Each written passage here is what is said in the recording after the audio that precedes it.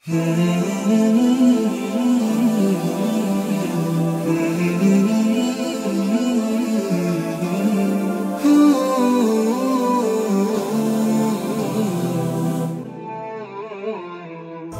يجدد في المدى. Bismillahirrahmanirrahim. Assalatu wassalam ala assalin wa ala alihi wa sahbihi ajma'in. Amma ba'd. Assalamualaikum warahmatullahi wabarakatuh. Mga kapatid sa Islam, alhamdulillah nandito naman po tayo para magbigay ng Islamic payo patungkol ito sa tafsir sa surah Dariyat. Alhamdulillah, umabot na tayo sa number 8. Sabi ng Allah subhanahu wa ta'ala, a'udhu billahi minasyaitanir rajim, innakum lafi qawlin mukhtalif. Sinabi ng Allah subhanahu wa ta'ala, sa katunayan, kayo ay talagang nasa salitang pagkakaiba. Diyan sa sinabi ng Allah subhanahu wa ta'ala, mga kapatid, kita nyo, salitang pagkakaiba. Kapag ikaw walang gabay, kapag ikaw nagsasalita lamang ng mga opinion, haka-haka, chismis, na wala kang basihan, ito ang mangyayari sa iyo, kapatid. Kaya alhamdulillah, pasalamat talaga tayo sa mga nauna sa atin, sa mga humawak ng kaalaman, humawak ng salaysay, na hanggang umabot sa atin na hindi tayo magkakaiba kapag ikaw merong kang dalil.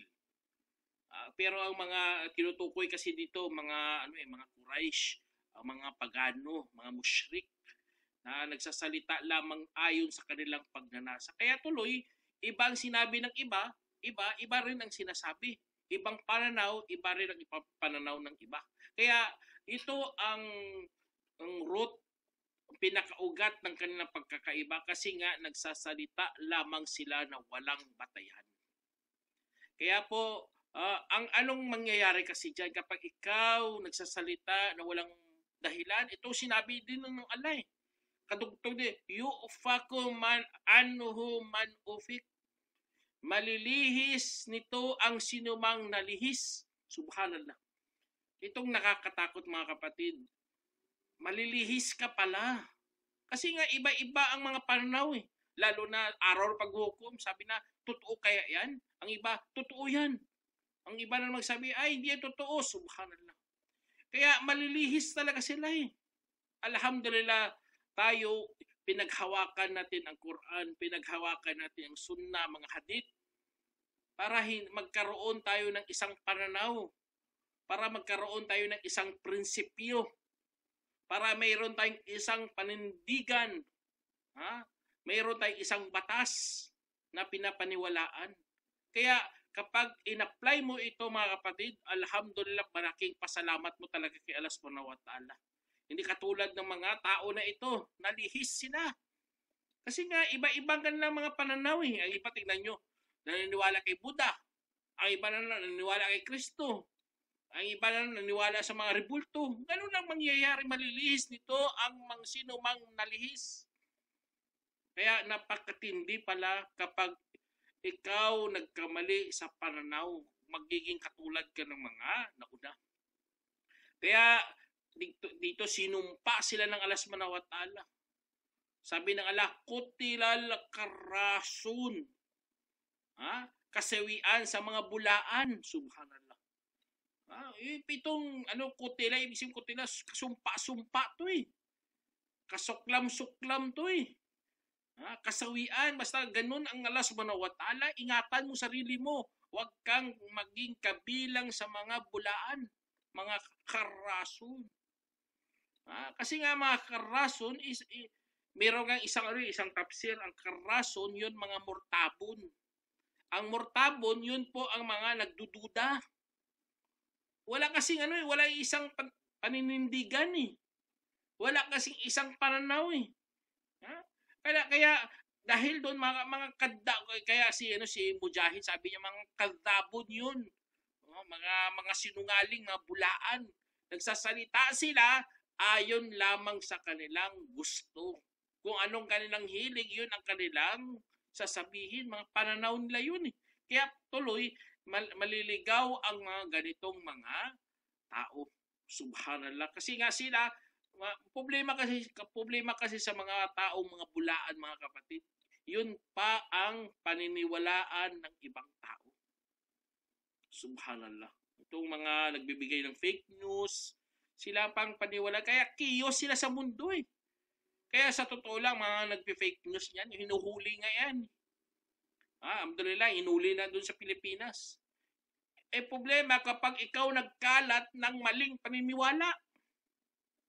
Kapag ikaw nagpapakalat ng maling paniniwala, marami kang naakay, marami kang binulag, nabulag sila sa katotohanan. A'udzubillah mga kapatid, sinumpa ka ng Allah subhanahu wa ta'ala. Sinumpa ka. Sasabihin mo, walang yaumil qiyamah, ang Diyos natin ay 3 persona. Subhanallah. Ang Diyos, inutusan tayo na sambahin si Kristo. Laging kasinungalingan yan eh. Kasumpa ka sa Diyos. Itong sinabi ng Allah, kutilal kharasun. Kaya mag-ingat mga kapatid sa mga ganitong mga pananalita, lalo na sa mga akida. Ang akida, napakalinaw yan eh, sa totoo lang eh. Tapos ikaw, ililihis ng mga tao. Kaya kasumpa sa mga ganitong mga bulaan. Audible. Kaya ang mga bulaan na yan, sa totoo lang sila may kasalanan niya kasi nagduda sila eh. Nagduda sila sa kanilang sarili at nag-anyaya pa sila sa ibang mga tao. Nang ibig sabihin pala, nang damay lang pala sa maling paniniwala niya. Dinamay niya ang mga musmus, dinamay niya ang mga hindi nag-aaral.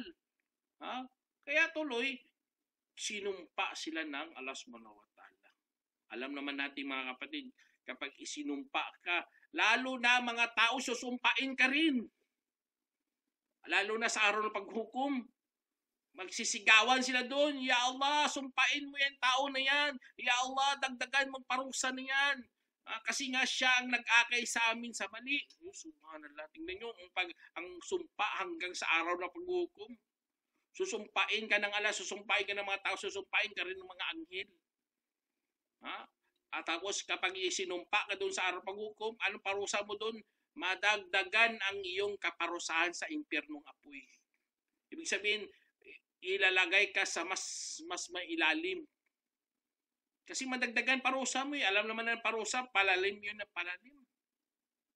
Kaya yun ang mga taong isinumpa, mga nagdududa, tapos nagbigay ng mga kasinungalingan, at kinalat sa mga tao, at marami siyang naakay. Itong mga fitna kasi ito mga kapatid, kapag ikaw magaling ka naman nanalita, tapos marami ka ng mga followers, marami na siyang nakikinig, hanga-hanga sa'yo, fitna yan eh.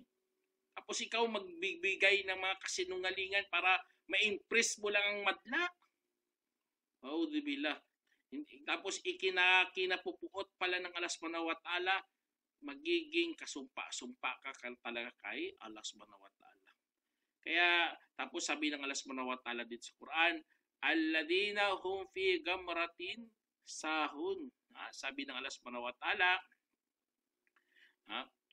mga yaong nasa pagkalubog na nagpapabaya. Sabi ng Allah subhanahu wa ta'ala, nasa yaong pagkalubog. Anong pagkalubog dito? Pagkalubog sa kamangmangan. Subhanallah. Nalubog sila sa kamangmangan mga kapatid. Hindi sila kasi nag-aaral. Pabaya sila. Lalo sila, doon na sila, lalo na sa kufur, sa pagtatakwil. Subhanallah. Ano pa? Sa pag-aalinlangan, nalubog sila doon eh. Tapos anong problema pa? Nagkakaroon sila ng kapabayaan. Nalibang sila mga kapatid. Nasa kahibangan sila. Ano na sila? Nahihibang sila sa kanilang mga ginagawa. Akala nila tama ng mga pinanggagawa nila. Punas ng punas sa maribulto. Tapos sasabihin nilang mga santo na yan, nagmimilagro yan. Yun, nahihibang ka sa iyong mga pinanggagawa. Kasi nga dahil sa maraming gumagawa ng gagaya ka. Kaya itong mga tao na ito, nasa sila kalubugan, nalubog sila sa kamangmangan, sa pag-aalinlangan. Alam naman natin kapag ikaw nalubog sa mga ganito, nabulag ka na talaga at nagiging pabaya ka na, hindi ka na mag-aral, doon ka na lang, gaya-gaya ka na lang kung anong nakita mo, subhanallah. Kung o kaya tango ka na lang ng tango. Hindi mo na inaral, hindi mo na ulirat. Subhanallah, mga ganito, itong nakakatakot mga kapatid. Ito pang nakakatakot sa lahat. Sabi dito ng Allah subhanahu wa ta'ala kadugtong dito. Sabi niya, yas'aluna ayyana yawmuddin. Sabi ng Allah, at nagtatanong sila kung kailan ang araw ng kabayaran. Anong ibig sabihin dito nagtatanong? Alam naman natin mga kapatid, kapag ang nagtatanong, gusto ng kaalaman, di ba? Gusto niya matuto, gusto niyang magkaroon ng ibang kaalaman. Ito ibang gusto nito eh. Ang pagtatanong dito ay pang esteza kung sa Arabic pa. Panunuya ang gusto pala sa pagtatanong, subhanallah. Ibang tao ganito eh. Magtatanong sa iyo, akala mo gusto matuto. Hindi, ginawa niya, manunuya lang pala. Gagawin ka lang katatawanan. Tatawanan ka lang. Esteza nga eh. Panunuya kung sa ano pa sa atin pa. Itong nangyari sa kanila, nagtatanong sila patungkol sa araw ng paghukom na hindi naman pala gustong matuto. Ang gusto nila, susumbatan nila si Prophet Muhammad Sallam. Gusto nila ipapahiya si Prophet Muhammad Sallam. Ipapahiya ang lahat ng mga mananampalataya. Kaya, kasi ganun eh. Ganun ang tao, lalo na mga pagano, lalo na mga mapagtakwil. Magtatanong, kunwari nagtatanong, hindi pala nagtatanong ng gustong may matutunan. Gusto pala ay manunuya lamang. Itong nangyayari sa mga kahit sa mga dawa, sa mga electronics dawa. Ganito sila ay magtatanong, akala gusto matuto, hindi pala eh. Gustong kutsain si Prophet Muhammad Sallam, gustong kutsain ang mga batas ng Islam. Kapag ikaw ginawa mo yan mga kapatid, parurusahan ka talaga ng Allah subhanahu wa ta'ala. Kaya tayo kapag magtatanong tayo, wag mong gayahin ang mga ganitong mga tao. Naghahanap ka ng butas para merong kang isisira sa Islam. A'udzubillah, magpakupkup ka kay Allah na sana ilayo ka sa mga ganitong mga gawain. Gawain yan ng mga pagano. Gawain yan na sa mga tao hindi naniniwala sa araw paghukom. Yas'aluna ayyana yawmuddin. Subhanallah. Nagtatanong sila, kunwari lang yan. Akala mo gusto matuto, akala mo gusto nila maggabayan. Hindi. Gusto nilang makahanap lang ng butas para sirain o kaya tirahin ang ating paniniwala. Alhamdulillah tayo mga kapatid, meron tayong natutunang mga magandang asal. Kaya sa pag-aaral, aralin mo muna ang magandang asal. Kasi nga sa pagtatanong, hindi tayo nanunuya o kaya nag-aanap ng butas. Kaya dahil dito sinabi ng Allah subhanahu wa ta'ala, sa sobrang kalubugan nila mga kapatid, sa sobrang nilang pabaya, yun, nagtatanong sila na mayroong panunuya. Patungkol pa talaga sa Yawmuddin. Ang Yawmuddin mga kapatid, araw yan ng kabayaran. Sa word pa lang ng din, o alam naman natin din, religion, di ba? Ganon din, pwede rin yan araw ng religion. Kasi sa araw paghukom, ipunin ng lahat ng mga religion doon sa araw ng paghukom. Tatayo doon mga pagano, mga Christian, mga Hudyo, lahat-lahat yun. Lahat ng mga sinasamba ng mga tao sa araw ng paghukom, yun ang kanilang magiging imam. Kaya lahat ng sumasamba sa araw, lalakad ang araw, susundan nyo ng mga tao, susundan nyo ng mga pangkat, hanggang ang kanilang patutunguhan ay ang impyernong apoy, subhanallah. Lahat yun, itatapon yun kasi susundan nila kanilang imam. Ang imam nila kasi araw sinamba nila eh. O dubila. Kung sino man sumasamba sa buwan, yun, susundan din nila yun. Pupunta lahat yun sa impyernong apoy. Ang sino sumasamba sa krus, alam naman natin sino sumasamba sa krus. Mga Kristiyano yun, lahat yun, susundan nilang krus. At lahat yun punta sa impyernong apoy. At ang mga Muslim, wala silang nakita sinong sinasamba nila kasi si Allah subhanahu wa ta'ala hindi muna magpapakita sa araw na yaon. Hanggang magtatanong si Allah sa mukha na hindi nila kilala. Sinong inihintay nyo? Ang mga tao ay nagsialisan na. Sabi ng mga tao sa mga manampalataya, inihintay namin ang aming Rab, ang aming Panginoon. Allahu Akbar. At si Allah subhanahu wa ta'ala magpapakita sa anyo na kanilang kilala. At lahat magpapatira pa yun, maliban sa mga mapagkunwari. Kaya ganun ang Yawmuddin, mga kapatid. Lahat ng religion. Pero ang ano dito, isa sa mga kahulugan din ng Yawmuddin ay araw ng kabayaran. Kasi nga magbabayad ka eh. Parang utang ba? Dahil babayaran utang mo. Kasi nga lahat ng mga ating mga pinanggagawa dito sa mundo ay merong kahihinatnan. Kapag gumawa ka ng makabutihan ay gagantimpalaan ka ng Allah subhanahu wa ta'ala ng kabutihan. Kapag gumawa ka ng masama, gagantihan ka rin ng Allah subhanahu wa ta'ala ng kaparusahan. Kaya lahat yan, mga kapatid, kaya Yawmuddin ang tawag. Mayroon siyang dalawang kahulugan, araw ng religion o kaya araw ng kabayaran.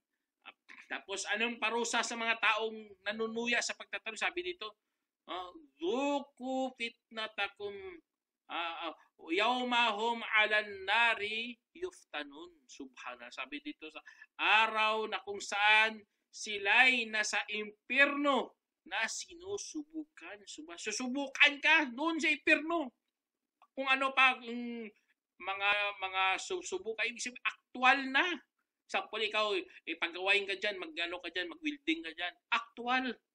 Sa impyerno, ganun ang gagawin ng Allah subhanahu wa ta'ala, aktual ka doon mismo sa impyernong apoy. Nasa ibabaw ka, tatapon ka doon. Subhanallah, yun ang nakakatakot, mga kapatid. Makikita mo ng apoy, parang malimutan mo na lahat ng iyong mga pamilya, malimutan mo lahat pati sarili mo. Kasi nga nakakatakot yun, apoy ng Allah subhanahu wa ta'ala na ipapakita na mayroong tagahila na 70,000 na 70,000 na kadena at bawat kadena mayroon ding 70,000 na mga tagahila na mga anghel na ipapailalahad ng Allah subhanahu wa ta'ala. Kaya maano ka talaga nakakasindak na pangyayari, nakakasindak na tanawin ng mga ganitong mga pangyayari, mga ganitong mga kaganapan, mga kapatid. Kaya dahil doon, yun ang ano ng Allah subhanahu wa ta'ala ipapakita sa mga at sinusubukan sila doon. Isusubukan tatapon kung ano pa. Kaya kung naano na sila, Dhuku fitnatakum hadal ladhi kuntum tasta'jilun. Subhanallah. Sabi ng Allah subhanahu wa ta'ala dito, tikman ninyo ang inyong pagsubok na ito na yaong dati ninyong inaapura. Ito inaapura nyo gusto nyo mapunta na sa impyerno. Sige, subukan natin. Ito na ang impyerno. Halina kayo. Ganun na ganun ang kaganapan doon sa mga taong nanunuya. Nanunuya sa tanong. Akala mo gusto matuto, hindi pala. Kaya tuloy, yun ang parusa ng Allah subhanahu wa ta'ala sa mga taong lakas ng loob na manuya sa mga batas ng Islam, sa mga pinapaniwalaan ng ating reliyon. Hindi basta-basta yan, mga kapatid. Hayaan nyo yan sila kapag nanunuya sila sa batas ng Islam. Takutin mo na lang ng araw ng paghukom. Kung hindi sila maniwala, wala ka nang magagawa. Kasi nga, kanya-kanya naman tayo sa araw ng paghukom. Ito lang, binabalitaan lang tayo ng Allah subhanahu wa ta'ala kung anong mangyayari sa kanila. Kasi nga, mga ganitong mga usapin, mga kapatid, akala natin biro. Kaya sa atin, bawal na bawal tayo malinlang. Bawal na bawal tayo mag-aalinlangan. Bawal na bawal tayo magtanggi. Magtatanong ka, dapat huwag mong tanggihan ang sagot kung tama naman. Kung may Quran at may hadith naman, huwag mong tanggihan yan. Dapat magpasakop ka sa batas ng Allah subhanahu wa ta'ala. At yun ang mga katuruan sa ating mga kapatid. Kaya dahil doon, kung yun ang ginawa mo, mayroong pabuya si Allah subhanahu wa ta'ala sa iyo. Sabi ng Allah subhanahu wa ta'ala sa Quran, kadugtong dito, innal muttaqina fi jannati wa uyun. Sabi ng Allah subhanahu wa ta'ala, katotohanan, ang mga matakutin ay nasa mga halamanan at mga bukal. Allahu Akbar. Ito palang kagandahan sa mga taong may takot sa Diyos, ang mga matakutin. Alam naman natin kapag sinasabi natin muttaqin, ang mga matakutin, tinutukoy dito ay may takot sa Diyos. Kapag ikaw may takot sa Diyos, lalo na pagdating mo sa araw paghukom, ay nasa halamanan ka. Ibig sabihin sa jannat. Halamanan, tingnan nyo mga halamanan, jannatin, plural. Mga halamanan, nandoon ka sa mga halamanan mo. At mga bukal. Kaya kung ikaw, example lang, adventure ka na tao, lagi ka pupunta sa mga ganitong mga lugar, subhanallah, di ba nakakaaliw? Maririnig mo ang agos ng tubig, mga tunog ng mga ibon, o kaya mga tunog ng mga dahon, subhanallah, nagpapanatag ng iyong kalooban eh. Nagkakaroon ka ng relaxation. Ganon ang ibibigay ng Allah, mga kapatid. Hindi lang isa, bagkus mga plural, marami, mga halamanan at mga bukal. Ngunit may kondisyon yun. Dapat muna matakot ka sa Diyos.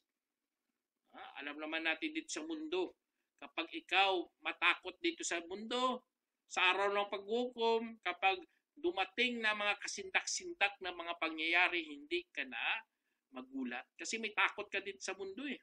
Kapag ikaw nagsasala, lumalabas ang luha sa iyong mga mata,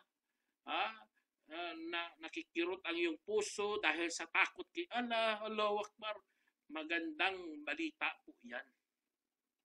Hudyat yan na ikaw ay tunay na pananampalataya kay Allah subhanahu wa ta'ala. Kasi nga, anong kadugtong nito? Ito pinakamaganda. Akhidina ma'atahum rabbuhum innahum kanu qabla dhalika muhsinin. Allahu Akbar. Sabi ng Allah subhanahu wa ta'ala, tinatamasa nila ang anumang kaloob ng Allah. Tinatamasa, ibig sabihin ginagawa nila, mga kapatid.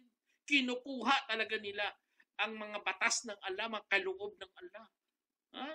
Mga biyaya niya, mga batas niya, ang mga inutos niya, ginagawa mo eh. Tinanggap mo eh. Allahu Akbar. Ganun ang mga tunay ng mga manampalataya, mga kapatid. Hindi sila patulog-tulog. Ginagawa talaga nila ang mga batas ng Allah subhanahu wa ta'ala. Sinusunod nila. Tapos sabi dito, tunay na sila bago pa iyan ay naging mga mapagmabuti. Ibig sabihin, nagpapakabuti sa mga batas ng Allah subhanahu wa ta'ala. Tingnan nyo mga nagpapakabuti. Ibig sabihin, hindi lang mabuti, bagkus nagpapakabuti. Muhsinin. Ano ibig sabihin nagpapakabuti? Iba yan sa mga mabuti. Ang mga nagpapakabuti o mapagmabuti, piniperfect nila talaga ang kanilang mga gawa. Kaya umaabot sila sa tinatawag na ihsan. Hindi lang Muslim, hindi lang mu'min, bagkus muhsin. Ibig sabihin, nagpapakabuti talaga. Piniperfect nila, ginaganap talaga nila ang kanilang mga gawa. Na walang halong pakitang tao, walang halong mga masasama, bagkus totally talaga nagpapakabuti. Subhanallah, yun ang mga muhsinin, mga kapatid. Kaya sila, pinuri ng Allah subhanahu wa ta'ala dito. Kasi nga tinatanggap nila eh. Tinatamasa nila eh. Ang mga anumang kaloob ng Allah subhanahu wa ta'ala na nagpapasalamat talaga sila sa kanilang Panginoon na natanggap nilang batas ng Allah subhanahu wa ta'ala. Kaya sana bilang tayo ni Allah subhanahu wa ta'ala sa mga muhsinin. mga matataas na angtas na to ng ating relihiyon. Sobra pa to sa pagiging Muslim. Kasi Muslim nagpasakop. Sobra pa to sa mga mananampalataya. Ibig sabihin ng mga mananampalataya, mga may iman. Sila nagpapakabuti na eh. Inihigitan na nila talagang dalawa na ito, mu'min at ang mga Muslim. Muhsin na muhsin.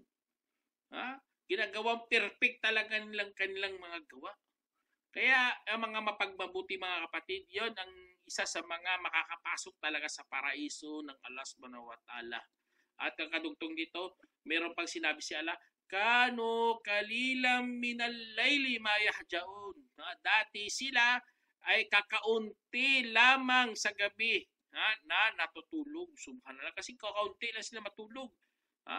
Wabil ashari hum yastaghfirun. At sa madaling araw ay humihingi ng kapatawaran. Allahu Akbar, sa gabi. Hindi pala sila natutulog kasi nga nagsasala sila. Binabasa nilang Quran. Allahu Akbar. Ito katulad sa Ramadan ngayon. Nagkakaroon tayo ng mga tahajjud. Gabi-gabi. Kasi nga, yun ang natin, dapat maramdaman natin yan na ang Islam hindi ilusyon lang. Sasabihin sa aklat, kailan magsala sa gabi. Di ba? Napaka-imposible naman talaga yun kung magsala ka sa gabi. Ang hirap kaya yun. Pero ang Islam, at tinuturuan tayo ng Ramadan na hindi ilusyon yan, hindi imposible yan. Posible talaga yan. Allahu Akbar. Kaya yun itong kaya binabasa natin dito sa Quran. Nakalu kalila minalayli mayahjaun.